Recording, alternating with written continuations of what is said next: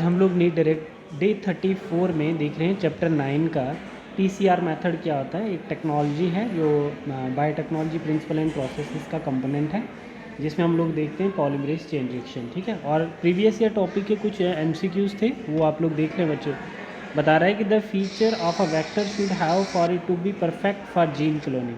तो हम बोल सकते हैं बच्चे, जैसे उसके पास क्या होनी चाहिए, क्लोनिंग साइट होनी चाहिए बच्चे, एक सिलेक्टेबल मार्कर होना चाहिए which differentiate transformed and non transformed host and ORI site, जहाँ से रेप्लिकेशन स्टार्ट होती है, and which they control the copy number, right. ये आपके पास 3 साइट्स होनी चाहिए, all of the above is the right answer. ठीक है, आर्टिफिशियल प्लाज्मिड PBR 322 के पास ये 3 इंपॉर्टेंट कैरेक्टर होने चाहिए, तभी हम उसको एज अ वेक्टर कंसिडर करेंगे। नेक्स्ट बताता है to make the bacterial cells competent, मतलब बैक्टीरियल सेल्स अगर कम्पिटेंट है फॉरेन सबस्टांस या फॉरेन जीन को इंसर्ट करने के लिए, they are given heat shock temperature at. मानो कि हम उसको कम्पिटेंट होस्ट में जब फॉरेन DNA इंसर्ट कर रहे हैं, ठीक है, तो कितनी एक हीट करने के बाद हम फॉरेन जीन को इंसर्ट करवा सकते हैं। तो वो बताता है कि 42 डिग्री सेल्सियस में, मतलब हीट शॉक मेथड का होता है, पहले इधर हल्का, फिर इधर, फिर इधर, फिर इधर, ऐसे प्रॉपर एकदम से हीट पे, फ्लेम पे नहीं रखना होता है। हीट शॉक मेथड का मतलब होता है कि फ्लेम के ऊपर रख के स्लाइड को अलग भी करते रहना है। ठीक है, तो वो कितने डिग्री पे हीट शॉक मेथड दिया जाता है ना, 42 डिग्री सेल्सियस पे। How does the recombinant DNA technology work, तो आपको ये भी ध्यान रखना बच्चे कैसे वर्क करता है। Various steps in the recombinant DNA technology और आइसोलेशन ऑफ DNA। सबसे पहले हम DNA को सेपरेट करेंगे, फिर उसके बाद फ्रेगमेंटेशन करेंगे बाय रिस्ट्रिक्शन एंडोन्यूक्लियस।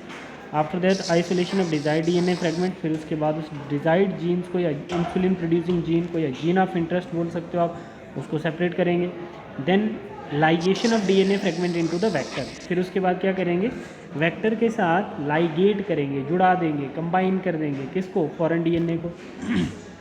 तो हमारा क्या बन जाएगा, rDNA बन जाएगा। ठीक है बच्चे, तो यहाँ पर आप बोल सकते हैं कि आइसोलेशन ऑफ जेनेटिक मटेरियल कैसे हम लोग आइसोलेट करते हैं, एंजाइम का यूज़ करते हैं बच्चे। मानो कि हमें DNA को सेपरेट करना है, तो हमें प्रोटीएज के एंजाइम डालने पड़ेंगे जो प्रोटीन को डाइजेस्ट करेंगे, हमें RNAs के एंजाइम डालने पड़ेंगे जो आयरन को डाइजेस्ट करेंगे, फैट के हमें लाइपेज एंजाइम डालने पड़ेंगे जो फैट को डाइजेस्ट करेंगे। तो मतलब फिर जाके हम लोग क्या करेंगे, DNA को सेपरेट कर सकते हैं, राइट।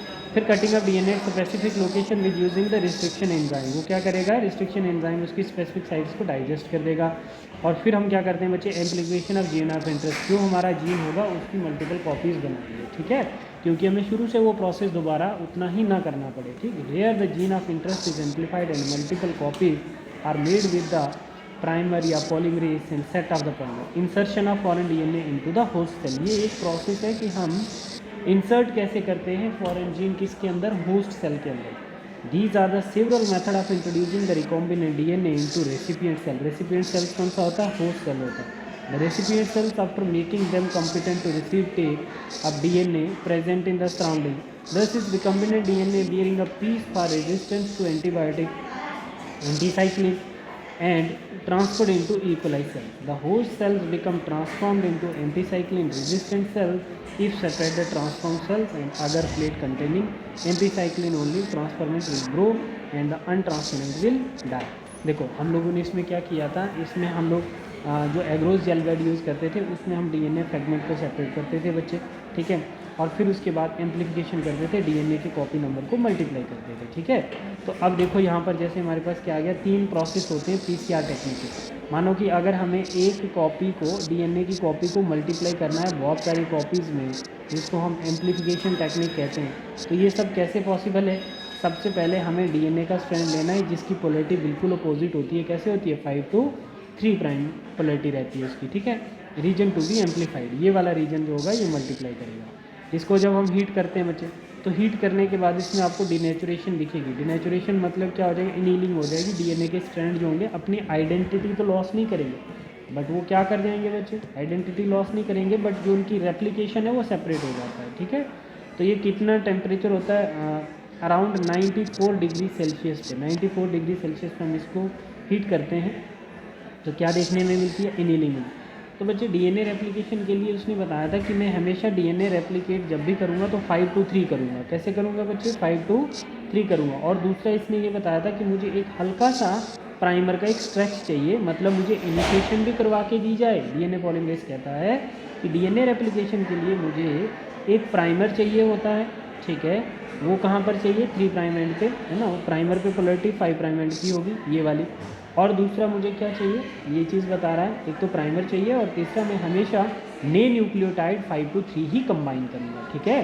तो यहाँ पर देख सकते हैं एनीलिंग वाली कंडीशन में एक प्राइमर का स्ट्रेच जुड़ता है, ठीक है, एक 3 प्राइम के अपोजिट पे 5 to 3, प्राइमर की पोलरिटी 5 to 3 होती है, और जो न्यूक्लियोटाइड कंबाइन करेंगे वो भी 5 to 3 ही कंबाइन करेंगे, ठीक है। तो हमारे पास डीएनए रेप्लिकेशन का जो सिंपल प्रोसेस है, पहले डीनेचुरेशन होगी एक सर्टेन टेम्परेचर पे, फिर उसके बाद एनीलिंग होगी बच्चे। अब क्या होगा बेटा, अब क्या होगा, डीएनए पॉलीमरेज, जिसको हम टैग पॉलीमरेज भी बोलते हैं, ठीक है, प्लस डीऑक्सी न्यूक्लियोटाइड। तो अब न्यूक्लियोटाइड जो है वो कंबाइन होते जाएंगे। अब मानो इसके साथ आगे, तो थर्ड स्टेप इसमें क्या आता है बच्चे, एक्सटेंशन होती है। तो एक्सटेंशन में हमने क्या देखा, देखो जी, एक्सटेंशन में यहाँ पर ये देखना, ये कंप्लीट डीएनए की 2 कॉपीज़ बनी, इसकी 5 to 3 आ गई, ये 5 आ जाएगा, ये 3 आ जाएगा, और इधर इधर क्या होगा बच्चे, ये 5 to 3 होगा और इसका 5 होगा और इधर 3 होगा, ठीक है। तो एम्पलीफाइड अराउंड 1 मिलियन टाइम्स ये मल्टीपल कॉपीज़ बन गई यहाँ पर। तो हमारे पास क्या था, मानो ये हमारे पास डीएनए था, तो इसमें सबसे पहले क्या हुई बच्चे, एनीलिंग हुई, डीएनए के स्ट्रैंड दूर दूर गए, और फिर उसके बाद एनीलिंग के बाद हमारे पास क्या होता है बच्चे, एनीलिंग के बाद एक्सटेंशन होती है, और एक्सटेंशन में क्या, एक नई कॉपी यहाँ पे बनेगी और एक नई कॉपी ऐसे करके आगे बनेगी, इसकी आगे ऐसे करके। ये हमारे पास प्राइमर है, इसकी पोलरिटी हम 5 to 3 बोलते हैं, ठीक है, इसकी पोलरिटी 5 to 3 होगी, ठीक है, इसके अपोजिट 3, इधर 5, ठीक है, और इधर इधर क्या होगा, इसके अपोजिट में 5 होगा, इधर 3 होगा, इधर 3 होगा, इधर 5 होगा, ठीक है बच्चे। ऐसे करके ये 2 कॉपीज़ बन गई इसकी और 2 कॉपी इसकी ये बनी, इसको हम बोलते हैं एक्सटेंशन बोलते हैं, ठीक है। अब देखो यहाँ पर आपने देखना है notes, thermostable DNA polymerase isolated from the bacterium, जिसका नाम है Thermus aquaticus, which remain active during at high temperature, है ना। ये हाई टेम्परेचर पे बैक्टीरिया जो होता है ये एक्टिव रहता है ना। Induce denaturation of double standard DNA after having cloned DNA interest and having optimize the condition to induce the expression of the target protein has to consider produce its the large scale, ठीक है। ये सब हम क्यों करते हैं, क्योंकि हमें लार्ज स्केल ऑफ डीएनए के नंबर को मल्टीप्लाई करना होता है, ठीक है। इसमें ये कुछ क्वेश्चंस भी हैं, देखो, DNA purification protocol, the DNA ultimately precipitate out during the procedure by the addition of pure, है ना, तो किस में, इथेनॉल में, है ना। डीएनए प्यूरिफिकेशन किस में की जाएगी, इथेनॉल में। दूसरा, in PCR technique annealing is the first step of protocol, second step, third step या फोर्थ स्टेप, तो हमने अभी पढ़ा बच्चे, second step of the protocol that is annealing, ठीक है। तो लास्ट जो आपका डाउन स्ट्रीमिंग वाला प्रोसेस होता है, तो बच्चे डाउन स्ट्रीमिंग प्रोसेस में हम क्या देखते थे, after completion of the biosynthetic stage the product has to be subjected for a series of processes before it is ready to marketing as finished product. अगर आप कोई भी बच्चे, जैसे हम लोग क्या करते थे, इंसुलिन प्रोड्यूस करते थे, है ना, बायोटेक्नोलॉजी की हेल्प से हम लोग इंसुलिन प्रोड्यूस करते थे। तो अब इंसुलिन बनाने के बाद जब हम इंसुलिन को मार्केटाइजेशन में ऐड कर देते हैं, जब मार्केट में भेज देते हैं, तो उसी प्रोसेस को हम लोग क्या बोलते हैं, मतलब जो फिनिश प्रोडक्ट होगा हमारा, उसको हम डाउन स्ट्रीमिंग प्रोसेस कहते हैं ना। The process include separation, purification, which collectively refer to as down streaming process. The product has to be formulated with suitable preservator, ठीक है। तो फिर हम उसको क्या बोलते हैं, हमारा डाउन स्ट्रीमिंग। अपस्ट्रीमिंग प्रोसेस क्या होगा, अपस्ट्रीमिंग प्रोसेस वो होता है, जैसे हमारे पास ये एक सेल है, ठीक है, तो इस सेल में से हमने डीएनए निकाला, ठीक है। अब इस डीएनए में हमने क्या किया, इसके ऊपर रिस्ट्रिक्शन एंजाइम यूज़ किया, कट करने के बाद उसकी बहुत सारी कॉपीज़ बना दी, ठीक है। इसमें से एक कॉपी को हमने किसके अंदर डाल दिया, होस्ट सेल के अंदर डाल दिया, है ना। मानो ये प्लाज्मिड है ना, इकोलाई का क्या है, ये प्लाज्मिड है, तो इसको हमने बाहर निकाला, इस प्लाज्मिड को हमने क्या किया, कट किया, इसके ऊपर ये वाला जीन फिट किया, इसको हम क्या बोलते हैं, फॉरेन जीन बोलते हैं। तो ये क्या बन गया, आरडीएनए बन गया आपका।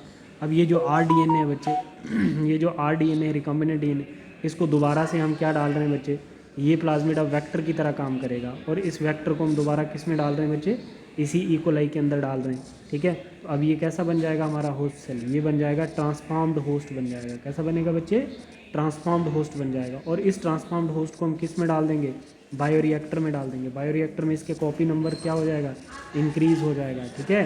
तो इसके साथ साथ ही इसका जीनोम, इकोलाई का जीनोम इंक्रीज़ करेगा, तो हमारा भी जीन ऑफ इंटरेस्ट इंक्रीज़ करता जाएगा। और पता चला कि फाइनली जब हम सेपरेट, यहाँ तक की स्टेज को हम अपस्ट्रीमिंग प्रोसेस बोलते हैं, ठीक है। मल्टीपल एसेक्सुअल रिप्रोड्यूस करता है, एसेक्सुअल रिप्रोडक्शन जब शो करता है इकोलाई बायोरिएक्टर में, तो उस स्टेज को हम लोग क्या बोलते हैं आपका अपस्ट्रीमिंग। और डाउनस्ट्रीमिंग प्रोसेस कौन सा हो जाता है बच्चे, जब हम प्लाज्मिड के जीनोम से जीन ऑफ इंटरेस्ट जो था फॉरेन जीन को सेपरेट करते हैं, उस प्रोसेस को हम डाउन स्ट्रीमिंग प्रोसेस कहते हैं और मार्केट के लिए सेंड कर देते हैं। ठीक है बेटा, तो ये आपका बायोटेक्नोलॉजी का प्रोसेस था, ये खत्म हो गया बच्चे। ठीक है, प्रिंसिपल एंड प्रोसेसेस। अब नेक्स्ट क्लास में हम लोग देखेंगे application of biotechnology. Thank you बेटा।